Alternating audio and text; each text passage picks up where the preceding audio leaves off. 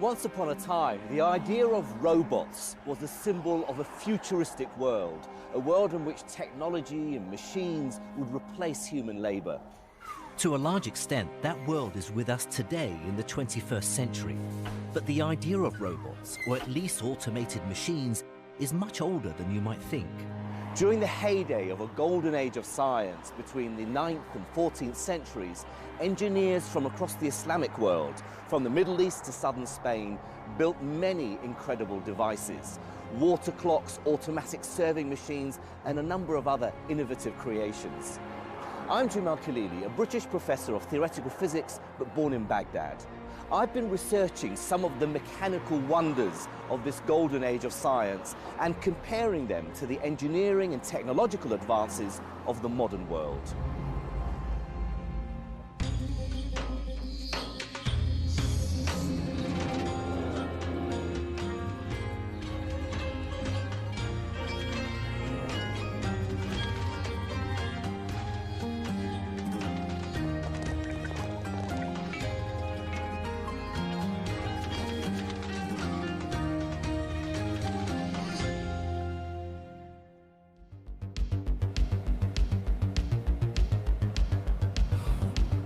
For years, we've been promised that we'd have robots in our homes carrying out household chores, and that hasn't really happened.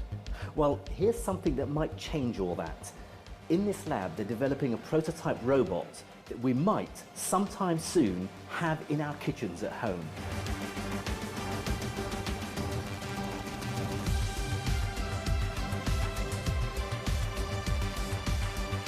This is the Molly Robotic Kitchen, a pair of fully computerized mechanical arms set in a purpose-built capsule. The arms replicate the movements of a human chef, and today, the robot's cooking me a crab bisque. So you can see it moves not like a robot, you'd imagine, not in those kind of very simple movements you get from a robot, but a very human and fluid movement. Using motion capture, we've recorded the movements of a chef's hands while they're cooking a real recipe. And then this system will reproduce those movements exactly. So in principle, it should be exactly as good a cook as a master chef. According to the chef, it's more consistent than a human chef. So when a chef is cooking, they can't always get the timings and the temperatures and the amounts exactly right. It's interesting, we always get the same pattern of mess around the saucepan. Because it's a robot, we get the same drip. Because it's repeating precisely exactly the same motions. I mean, at the moment, you have to have all the ingredients at exactly the right place because, of course, the robot is operating blind, isn't it? It's operating blind, deaf, and numb, so it can't feel and it can't see what it's doing. One of the reasons robots haven't made it into the home yet is how difficult it is to do all the 3D vision in complex lighting environments and do all the planning. Actually intelligently being able to make decisions like, oh, the salt is not where I thought it was going to be. Find it, recognize it. Yes, and even try to find it hiding behind something or mixed in with things that look similar. The sort of things that we take for granted. You find very, very easy, but a computer finds extremely hard. So we've taken a much simpler approach, and that's to standardize everything in the kitchen and make it a very controlled environment with controlled lighting and defined positions for all the ingredients. Now we can just run this recipe and it works every single time.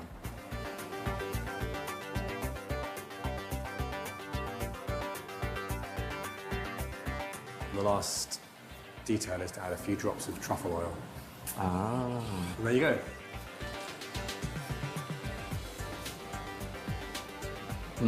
If I'd eaten this in a restaurant, if it's cooked by a human chef, I guess I wouldn't be surprised, I'd enjoy it. For some reason, I wasn't quite expecting it to taste so nice and to, I mean, this is exactly as a chef would cook it. And yet I've witnessed a robot making me a very nice dish. Of course, this robot relies on the very latest technology. But what was the state of the art at the beginning of the Golden Age? Well, we find our answer in the Kitab al-Hiyal, or the Book of Tricks, written around 850 AD by the three Banu Musa brothers. The book contains a range of ingenious inventions and contraptions, everything from entertainment to making life easier, Things like water dispensing devices, a self-correcting lamp, and lots of different mechanical tools. They drew their inspiration from ancient Greek, Chinese, Persian, and Indian engineering. But it's believed that the inventions in the book go much further than anything else that had been seen before. At the Museum of Islamic Art in Qatar, they've an early copy of the Kitab al-Hiyal in their collection. I'm really excited about this manuscript, Bill, because it's probably one of the most famous texts of the medieval world. The original was written in the mid-9th century by the Banu Musa brothers. One was an astronomer, one was a mathematician, and one was an The other engineer. was an engineer, yeah. And they were really the centre of scientific life in Baghdad during the golden age of science. The Abbasid Caliph al-Ma'mun recognized the talents of the brothers from an early age and sent them to study in the House of Wisdom in Baghdad, where great texts were gathered from across the globe and translated into Arabic. During their time in the House of Wisdom, they grew in influence and even became patrons of other translators. As well as translation, they wrote many works of their own, including the Book of Tricks. It's called the Kitab al-Hiyal, which literally means the Book of Tricks, or the Book of Trickery. But they're not tricks in the sense of magic tricks. These are No. contraptions and devices. I guess executive toys is probably the best term for it. But I mean, it's full of beautiful diagrams showing valves and levers and gears, and very, very clever. They employed these incredibly forward-thinking processes, things that weren't really adapted until many centuries later, things like crankshafts. They were using things like differences in pressures in liquids and also in air to make things appear to move by themselves, to act under their own volition. There's the famous robotic flute player that Exactly. operates through sort of water pressure. Yep, and there's the self-trimming lamp. There's all these kind of things that must have seemed like magic at the time, hence the idea of trickery. I guess a lot of the ideas do go back to the ancient Greeks, people like Archimedes, for instance, but they're putting them together in a way that was slightly different. Yes, it's not just a translation movement, it's a rethinking movement as well. The stuff in this book is more than just fun toys. It tells us that what they were doing at this time, it was the mid-9th century, the zenith of the Golden Age, they were carrying out proper scientific experimentation.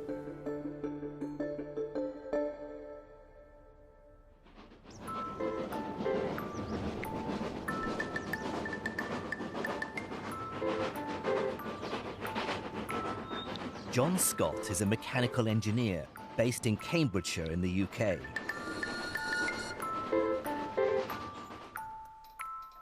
He builds and tests historic inventions, and currently he's reconstructing one of the Banu Musa brothers' most complicated devices, the flute which plays itself. Right, Jim, here's the device. Oh, that's fantastic. Oh, you even got the little character Yes, there. yes. So, the Banu Musa brothers are said to have built this, or at least wrote about this Yeah. flute that plays itself. yeah. How much detail was there that you could get hold of to allow you to reproduce it? Well, there was a reasonable amount. There are references, but they are different, apparently different translations, so some things are not entirely clear. Presumably, modern scholars, historians looking back at this, there's a lot of guesswork involved. Oh, about absolutely, yeah. how they solved the problems, if indeed they did. Yeah. So talk me through it. How does this work? Right, well, the basic principle is that there is a drive wheel here which operates this rotating drum. That would have been water-powered originally. Right. And there are a series of effectively cams which lift little arms which then seal or unseal the tone holes on the flute. And air comes, passes through. So air comes in here. Okay, well, can we have a demonstration? Yeah, Let's we hear can it. turn some air on. So you get a little tone there, Right. and as you rotate that, you'll find it go. Now, at the moment, it's what you might call programmed to make a scale, but of course, you could make tunes out of it by varying these. That's devices. fantastic. So you've got this just as a scale, but of course these could be rearranged. Yes.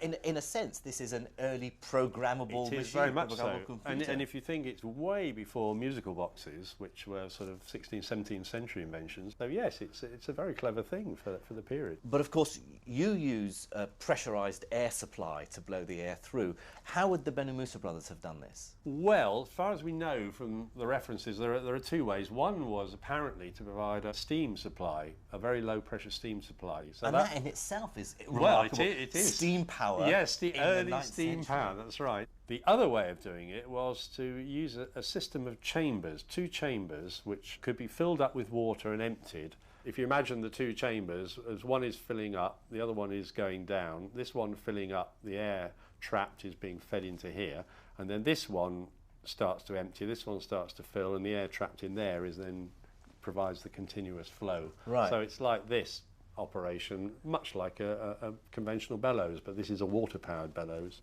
So the whole contraption is controlled Yeah, by water. brilliant, yeah. Water powering, moving the these wheels and cogs Yeah, around, yeah, but water yeah. also powering, pushing the air through it in the first place. Yeah. It fits in with their general philosophy because they were obviously involved a lot in water lifting and water movement devices. So water was obviously, as a motive power, was very much in mind. So I imagine when they came to develop this, water power was the first thing they thought of to make it work.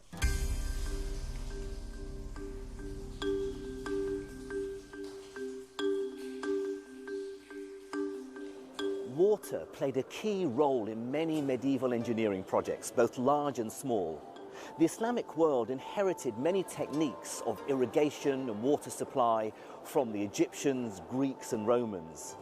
This beautiful structure is an underground water reservoir in Constantinople, modern-day Istanbul, that was built by the Romans in the 6th century.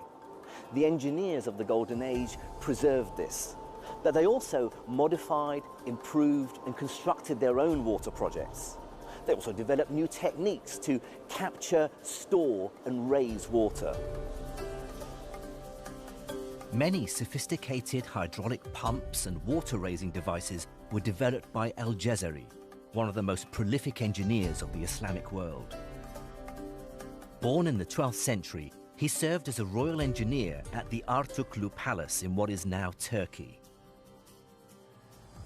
At Istanbul's Museum of the History of Science and Technology in Islam, they've built working models of some of Al-Jazari's water devices. Dr. Detlef Quintern explains them to me.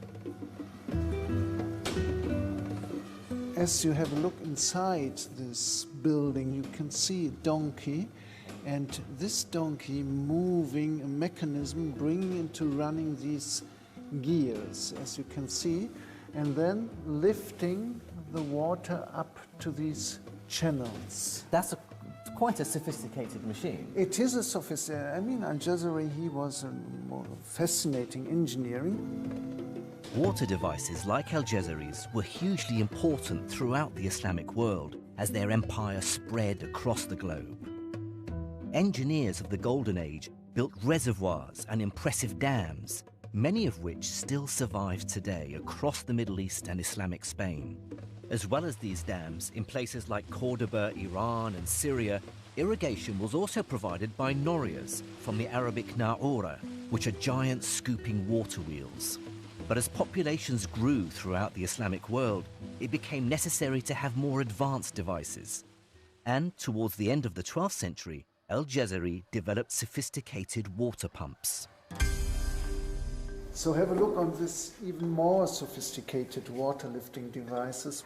As the water moves the water wheel round, that's moving backwards and forwards. It's like a double piston, pumping up the water through both pipes, right up to the tower. It lifts and pumps the water up to a height of 11 meters. Al-Jazari combines several sophisticated mechanisms. The pump works via valves that create a partial vacuum, causing the water to be sucked up from the river below. This pump is also remarkable because it has a double action.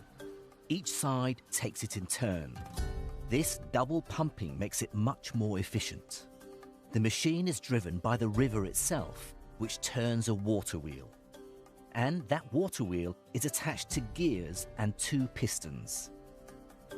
Water is sucked up from the river by the pistons, which slide back and forth as the gear turns. By doing this, Al-Jazari is converting the rotating movement of the water wheel into a linear side-to-side motion. It's possibly the earliest description of a crank slider, a fundamental component of many modern machines, including car engines.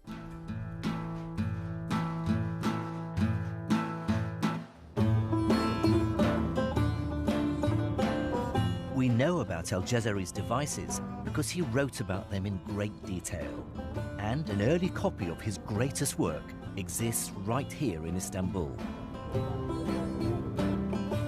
The Ottomans conquered Constantinople, modern-day Istanbul, towards the end of the Golden Age. And when they took power, many thousands of manuscripts were transferred here to Istanbul.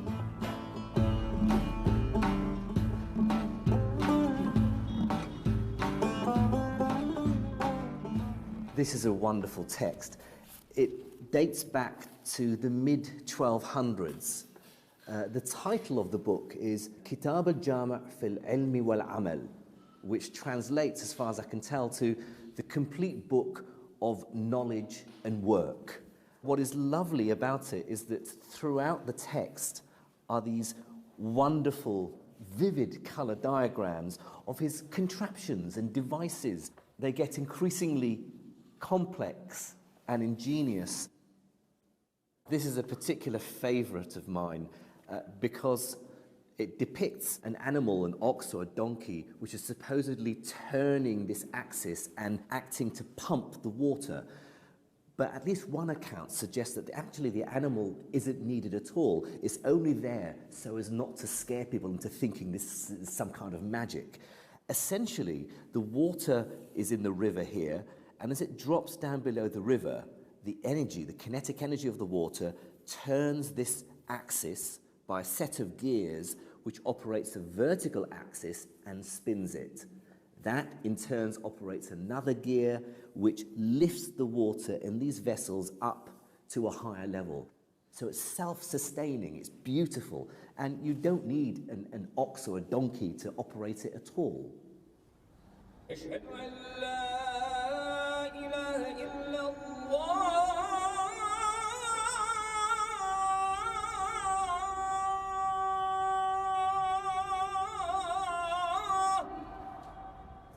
In Islam, followers of the faith are required to pray at specific times during the day, and so knowing the time accurately is very important. Today, clocks like this outside a mosque give the precise times for prayer.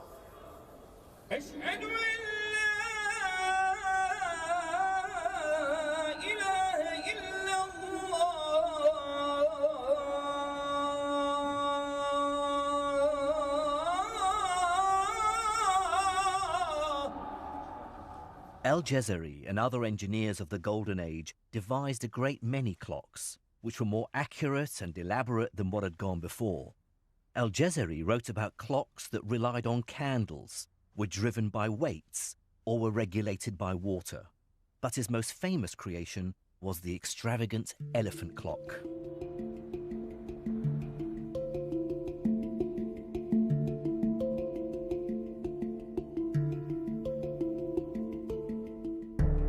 Professor Attila Beer is one of the foremost scholars of the engineers of the Golden Age.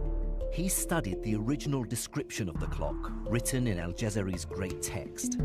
Ve o kitapta bu sistemin minyatürü mevcuttur ve bütün detaylar da mevcuttur. Bu detaylara istinaden bu model aynen yapıldı. So all the details about the mechanisms are all written and preserved in this book.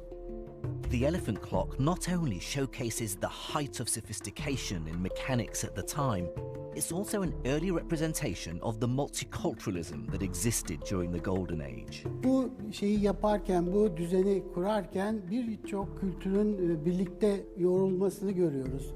Burada Çin'den alınmış olan ejderhayı, Hint'in sembolü olan fili görüyoruz ve süslemeler de arabesk süslemelerle birlikte çok güzel bir dekorasyon ve bir şov mekanizması ortaya çıkmış oluyor. The clock tells the time with an indicator at the top, showing the number of hours since sunrise. But the main mechanism for this clock is hidden inside the elephant's belly, a bowl that floats on a water tank, and every half hour creates an eye-catching display. The bowl slowly fills with water from a hole in its bottom and sinks after half an hour. When it sinks, it tugs a series of pulleys and strings, which run all the way to the top of the clock. They connect the bowl to a channel of balls, which is concealed in the top. The tugging of the pulleys and strings causes the channel to tilt, and so one ball is released. This makes the bird on the top spin round, and the time indicator advances. The ball travels through and falls from a falcon's beak into a serpent's mouth, causing it to tilt. And this causes the elephant driver to beat the elephant. As the mechanisms inside the clock are triggered, the floating bowl is pulled back up and starts filling with water again for the next half hour.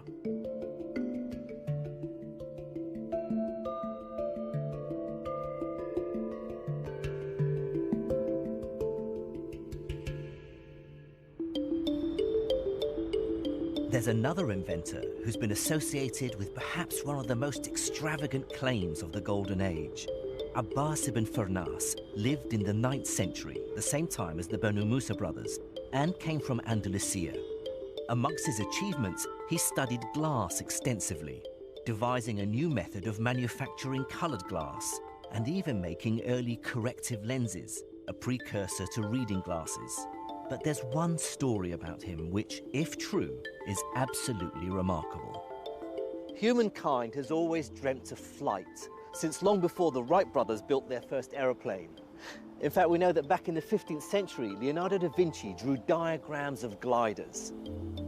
But supposedly 700 years before da Vinci, Abbas ibn Firnas had already taken to the skies. Andy Green is a pilot with the British Royal Air Force, and I want to get his opinion on whether Ibn Firnas could really have made himself fly over 1,000 years ago.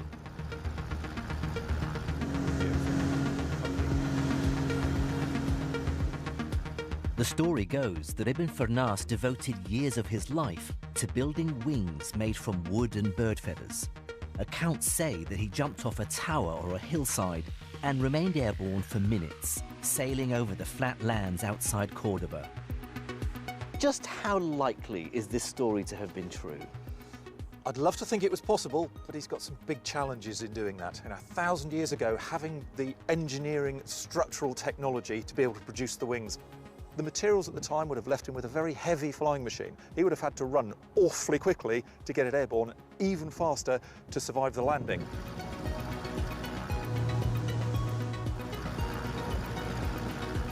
Having the centre of gravity in exactly the right place and actually having the controls to be able to control the roll, the pitch, the yaw. There's 100 years of design and science and development have gone into the technology on this aeroplane right now.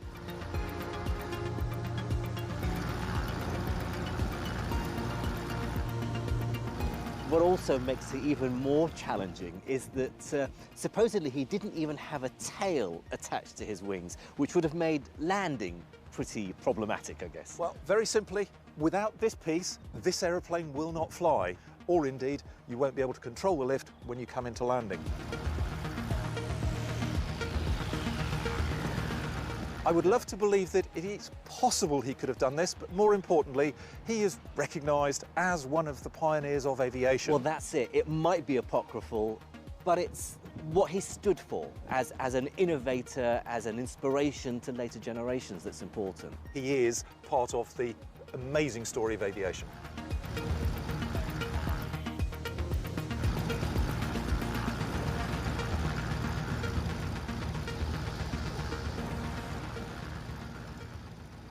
We don't know for sure whether Abbas ibn Firnas' story is true, but what we do know is that there were incredible engineers and inventors during the Islamic world in the Golden Age, men like Al-Jazari and the Banu Musa brothers, who created incredible mechanisms to build intricate and detailed inventions over 1,000 years ago.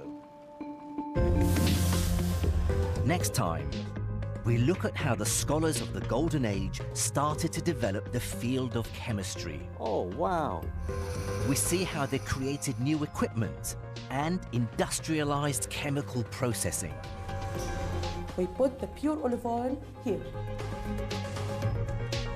And how they began to turn the superstition of alchemy into the science of chemistry, so important to our lives today.